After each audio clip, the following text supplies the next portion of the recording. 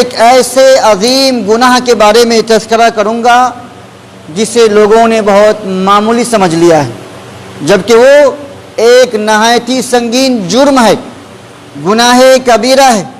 اور یہ ایسا گناہ ہے جس میں ہمارے سماج اور ہمارے معاشرہ کے اکثر لوگ اس میں ملوث ہیں، خواہ وہ علماء کی ذات ہو یا طلبہ کی ذات ہو، خواہ وہ امام ہو یا مؤذن ہو، عالم ہو، جاہل ہو، مرد ہو، عورت ہو، شادی بیاہ کا وقت ہو، جنازے کا وقت ہو، ہر گھڑی میں اور ہر طرح کے لوگ اس بیماری میں ملوث ہیں۔ آپ سوچتے ہوں گے وہ بیماری کیا ہے؟ اسی کا نام غیبت ہے۔ یہ غیبت کی بیماری ہے۔ ہاں دوستو، غیبت ایک سنگین جرم ہے، لیکن لوگوں نے اسے بہت ہی ہلکے روپ میں لیا ہے۔ قرآن مجید کے اندر اللہ تبارک و تعالی ارشاد فرماتا ہے وَلَا يَغْتَبْ بَعْضُكُمْ بَعْضًا، کہ تم میں کا کوئی بھی شخص کسی دوسرے کی غیبت نہ کرے۔ أَيُحِبُّ أَحَدُكُمْ أَن يَأْكُلَ لَحْمَ أَخِيهِ مَيْتًا فَكَرِهْتُمُوهُ، کیا تم میں کا کوئی انسان یہ پسند کرے گا کہ وہ اپنے بھائی کا مردہ گوشت کھائے؟ آپ پسند نہیں کریں گے۔ تو جس طرح سے انسان یہ نہیں چاہتا کہ وہ اپنے بھائی کا گوشت کھائے، اسی طرح سے ہمیں اپنی غیبت سے بچنا چاہیے۔ لیکن آج افسوس، آج ہماری محفلوں میں، آج ہماری جماعتوں میں، خواہ وہ تقریر کی محفل ہو، دنیاوی محفل ہو، دینی محفل ہو، کچھ نہ کچھ فلاں کے بارے میں غیبت کرنا۔ کبھی زبان سے غیبت کرتے ہیں، کبھی آنکھوں سے اشارہ کرتے ہیں، کبھی اس طرح سے اشارہ کرتے ہیں۔ خلاصہ کلام یہ کہ آج یہ چیزیں موجود ہیں۔ یہ غیبت کسے کہتے ہیں؟ غیبت کا معنی ہوتا ہے اپنے بھائی کے پیٹھ کے پیچھے اس کی برائی بیان کرنا۔ ذکروں کا اخاک بما یکرہ، ذکر اخاک بما یکرہ، آپ اپنے بھائی کے بارے میں آپ ایسی ایسی باتیں بیان کریں جبکہ وہ موجود نہیں ہے، جسے وہ ناپسند سمجھتا ہے، اسے غیبت کہتے ہیں۔ ایک لفظ اور بھی ہے جسے کہتے ہیں چغلی۔ چغلی کا مطلب ہے کہ ایک شخص ایسا ہے جو دو دوست کے بیچ میں آگ لگا دیتا ہے، دونوں کی خوشی کو وہ برباد کر دیتا ہے، اسے چغلی کہتے ہیں۔ ان کی بات ان سے کہتا ہے، ان کی بات ان سے کہتا ہے، اور 2 میں 10 باتیں اپنی طرف سے اس میں اضافہ کر دیتا ہے۔ اس طرح دونوں کے تعلقات برباد ہو جاتے ہیں۔ خلاصہ کلام یہ، خواہ انسان غیبت کرے یا چغلی کرے تو دنیا میں آپ کے سارے اعمال کو برباد کر دے گا۔ جیسے بھی آپ نماز پڑھتے ہیں، روزہ رکھتے ہیں، زکوٰۃ دیتے ہیں، قربانی کرتے ہیں، حج کرتے ہیں، امر بالمعروف کرتے ہیں، جتنے بھی نیک کام ہیں، اگر آپ نیک کام کرتے رہے، نماز میں سب سے آگے رہے، زکوٰۃ میں سب سے آگے رہے، لیکن آپ ڈیلی کچھ نہ کچھ غیبت کرتے ہیں، تو آپ کی نیکیاں قیامت کے دن اس بھائی کو دے دی جائے گی جس کی آپ نے غیبت کی ہے۔ اس لیے غیبت کا علاج یہ ہے کہ انسان دنیا میں جس کی آپ نے غیبت کی ہے، آپ اسے معافی مانگ لیں۔ آپ ان سے کہیں بھائی مجھے معاف کر دو، میں نے آپ کے تعلق سے غیبت کی ہے، میں نے آپ کے بارے میں ایسا ایسا کہا ہے، پلیز مجھے معاف کر دیجیے۔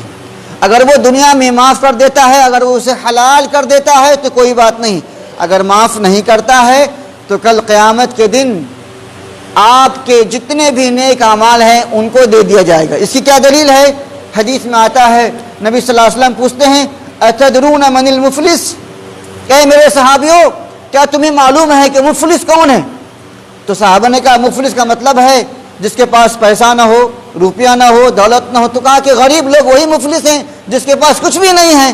تو نبی نے کہا نہیں، مفلس میری امتی میں وہ شخص ہے جو مرنے کے بعد جب قیامت کا میدان ہوگا، حساب کتاب اور فیصلہ کیا جائے گا، تو کسی کو آپ نے برا بھلا کہا ہوگا، کسی کا آپ نے غیبت کی ہوگی، کسی کو آپ نے تماچا مارا ہوگا، کسی کو آپ نے گالی دیا ہوگا، اب وہ سارے لوگ اللہ تعالیٰ کے دربار میں حاضر ہو جائیں گے اور وہ اپنا حق طلب کریں گے کہ اس نے مجھے مارا تھا، ناحق مارا تھا، اس نے مجھے گالی دیا تھا، اس نے میری غیبت کی تھی، اس نے میری چغلی کی تھی۔ تو اب اس وقت میں کیا کرنا ہے؟ دنیا تو ہے نہیں کہ وہ معاف کرے گا، اس وقت میں جزا اور سزا ہے۔ تو اللہ تعالیٰ ان کی نیکیاں، جو بڑا نمازی تھا، روزہ دار تھا، بڑا اللہ کا بندہ تھا لیکن غیبت کرتا تھا، تو ان کی نیکیاں ان سب کو تقسیم کر دی جائے گی جس کو اس نے برا بھلا کہا تھا یا غیبت کی تھی۔ لیکن اگر جرم زیادہ ہے اور نیکیاں سب ان کی ختم ہو جائیں گی تو کیا ہوگا؟ پھر ان لوگوں کے گناہ لے کر کے ان کے سر لاد دیا جائے گا، نہ گھر کے نہ گھاٹ کے۔ اس لیے جس گناہ کو آج ہم لوگوں نے بہت آسان سمجھ لیا، وہ آسان نہیں، بہت بڑا خطرناک گناہ ہے، وہ گناہ کبیرہ ہے۔ لہذا آج مسجد میں جتنے لوگ بھی بیٹھے ہیں، ہر بھائی توبہ کریں، ہر بھائی یہ عہد کرے کہ آج سے ہمیں غیبت نہیں کرنا۔ اگر غیبت کرنا ہے تو اپنی ماں کی کرو، اپنے ابو کی کرو، اپنے بچوں کی کرو، تاکہ اگر کوئی نیکی لے گا تو یہی لوگ نیکی لیں گے، کوئی دوسرا آپ کی نیکی نہیں لے گا۔ اس لیے ہمیں کسی کی غیبت نہیں کرنا ہے۔ ہاں ایک چیز ہے نصیحت، اگر آپ سمجھتے ہیں کہ فلاں انسان غلط کام کر رہا ہے یا فلاں انسان غلطی پہ ہے تو آپ اسے نصیحت کیجیے۔ اگر آپ خود سے نصیحت کر سکتے ہیں آپ خود سے نصیحت کیجیے، لیکن اس کی فضیحت مت کیجیے، اسے رسوا مت کیجیے۔ آپ تنہائی میں ملاقات کیجیے، اس سے گھر پہ چلے جائیے، ایک کمرے میں چلے جائیں، 10-4 لوگ ہیں تو ان کو ہاتھ پکڑ کے ذرا سا کونے میں چلے جائیے اور آپ اسے نصیحت کریں کہ آپ فجر کی نماز نہیں پڑھتے ہیں، اچھی بات نہیں ہے۔ آپ ظہر کی نماز میں نہیں آتے ہیں، اچھی بات نہیں ہے۔ آپ سگریٹ پیتے ہیں، اچھی بات نہیں ہے۔ آپ سود لیتے ہیں، غلط بات ہے، آپ ان کاموں سے توبہ کیجیے۔ اگر آپ کی نیت صحیح ہے اور آپ اچھے انداز میں نصیحت کریں گے تو وہ قبول کی جائے گی، لیکن اسے نصیحت نہ کر کے پورے گاؤں میں ڈھنڈورا پیٹ دینا، سب کو اس کے خلاف بہکا دینا، یہ درست نہیں ہے، یہ غیبت بھی ہے، چغلی بھی ہے۔ لہذا دوستو غیبت کو آپ آسان مت سمجھیے۔ ایک حدیث میں آتا ہے، بخاری مسلم شریف کی روایت میں ہے کہ نبی صلی اللہ علیہ وسلم کہیں جا رہے ہوتے ہیں اور آپ سواری پہ بیٹھے ہوتے ہیں تو آپ کی سواری بھٹک جاتی ہے، یعنی وہاں سے بھاگتی ہے، تو نبی صلی اللہ علیہ وسلم فرماتے ہیں کہ دیکھو یہاں پہ 2 قبریں ہیں، 2 لوگ اس میں مدفون ہیں اور دونوں کو عذاب ہو رہا ہے۔ شاید آپ کو معلوم ہے کہ نہیں، جب قبر میں عذاب ہوتا ہے تو انسان اور جنات کے علاوہ ہر کوئی اس عذاب کو سنتا ہے، جانور بھی سنتا ہے، درخت بھی سنتا ہے، پودے بھی سنتے ہیں، انسان نہیں سن سکتا۔ کیوں نہیں سن سکتا؟ نبی صلی اللہ علیہ وسلم نے فرمایا کہ اگر تم لوگوں کو اگر سنا دیا جاتا تو قبر میں کتنا بڑا خطرناک عذاب ہوتا ہے، تم لوگ ڈر سے اپنے بچوں کو یا اپنے ماں باپ کو تم قبر میں دفن ہی نہیں کرو گے۔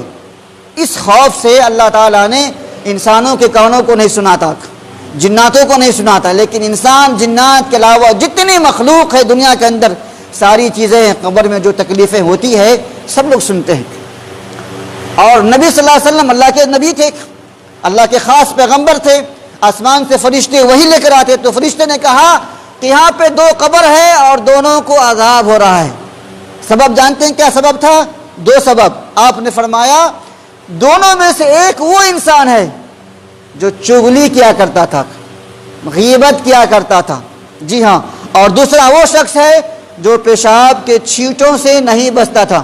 اگر آپ پیشاب کرتے ہیں تو آپ کو ایسی جگہ کا انتخاب کرنا ہے کہ جہاں پر بیٹھنے کے بعد پیشاب کا چھینٹا اڑ کے آپ کے جسم پہ نہ آئے، کپڑے پہ نہ آئے، بدن پہ نہ آئے۔ جیسے اگر کوئی بہت ہی سخت زمین ہے، اگر آپ وہاں پہ آپ بیٹھ کے پیشاب کریں گے تو زمین سے پیشاب کے چھینٹے اڑ کے جسم پہ آ سکتا ہے، یا اگر آپ کھڑے کھڑے پیشاب کریں گے تو دونوں پاؤں پہ پیشاب کے چھینٹے اڑ کے آ سکتے ہیں۔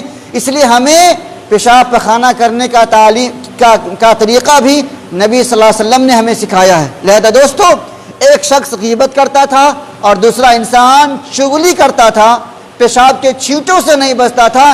ان دونوں جرم کی وجہ سے انہیں قبر میں عذاب ہو رہا تھا۔ تو نبی صلی اللہ علیہ وسلم ایک کھجور کی ٹہنی لیتے ہیں اور اس پہ ڈال دیتے اور کہتے ہیں کہ جب تک یہ ہری رہے گی، خشک نہیں ہو جاتی، ان کے عذاب میں کمی کر دی جائے گی۔ یہ بخاری مسلم شریف کی روایت ہے۔ یہاں پہ ایک نقطہ اور میں بیان کر دوں کہ جو آج علماء سو ہیں اس حدیث کا غلط مفہوم بیان کرتے، وہ کیا بیان کرتے ہیں کہ جب نبی صلی اللہ علیہ وسلم نے قبر پہ کھجور کی ٹہنی ڈالی، لہذا قبر پہ پھول پتے ڈال سکتے ہیں، چادریں چڑھا سکتے ہیں، اس پہ جو ہے سب کچھ ڈال سکتے ہیں۔ کیوں؟ جب نبی نے ڈالا تو ہم کیوں نہیں ڈالیں؟ دیکھو دوستو فرق ہے دونوں چیزوں میں۔ پہلی بات تو یہ کہ آپ کو کیسے معلوم کہ قبر میں عذاب ہو رہا ہے کہ نہیں ہو رہا ہے؟ کیسے معلوم؟ اللہ تعالیٰ نے نبی کریم صلی اللہ علیہ وسلم کو فرشتے کے ذریعے سے خبر دیا، آسمان سے وحی آئی تو بتلایا، جبریل نے بتایا کہ اسے عذاب ہو رہا ہے اور آپ اس طرح سے کر دیجئے۔ سمجھ رہے ہیں نا؟ تو یہ عمل نبی کریم صلی اللہ علیہ وسلم کے لیے خاص تھا کہ آپ نے ٹہنی ڈال دی۔ ٹہنی ڈال دینے سے یا کوئی بھی ہرا بھرا درخت ڈال دینے سے قبر کے عذاب میں کوئی کمی نہیں آتی۔ یہ صرف خاص تھا پیارے نبی محمد الرسول اللہ صلی اللہ علیہ وسلم کے لیے، لہذا ہمیں کسی بھی حدیث غلط مفہوم بیان نہیں کرنا چاہیے۔ خلاصہ کلام یہ ہے کہ غیبت ایک سنگین جرم ہے، چغلی ایک سنگین جرم ہے، آپ ان سے توبہ کریں۔ اگر توبہ نہیں کرتے ہیں تو قیامت کے دن آپ کی نیکیاں ان لوگوں کو دے دی جائیں گی جن کے تعلق سے آپ نے غیبت کی ہے، چغلی کی ہے یا ان کی برائیاں بیان کی ہے۔ اللہ تبارک و تعالیٰ سے دعا ہے، اللہ العالمین تو مجھے اور آپ سب کو کہنے سننے سے کہیں زیادہ اس پہ عمل کرنے کی توفیق عطا فرمائے، دنیا میں جب تک زندہ رکھے، اسلام پہ زندہ رکھے، اور جب ہمارا خاتمہ ہو تو ہماری زبان سے کلمہ توحید لا الہ الا اللہ محمد الرسول اللہ کے الفاظ جاری ہو، آمین۔ اقول قولی ھذا واستغفر اللہ لی ولکم ولسائر المسلمین فاستغفروہ انہ هو الغفور الرحیم۔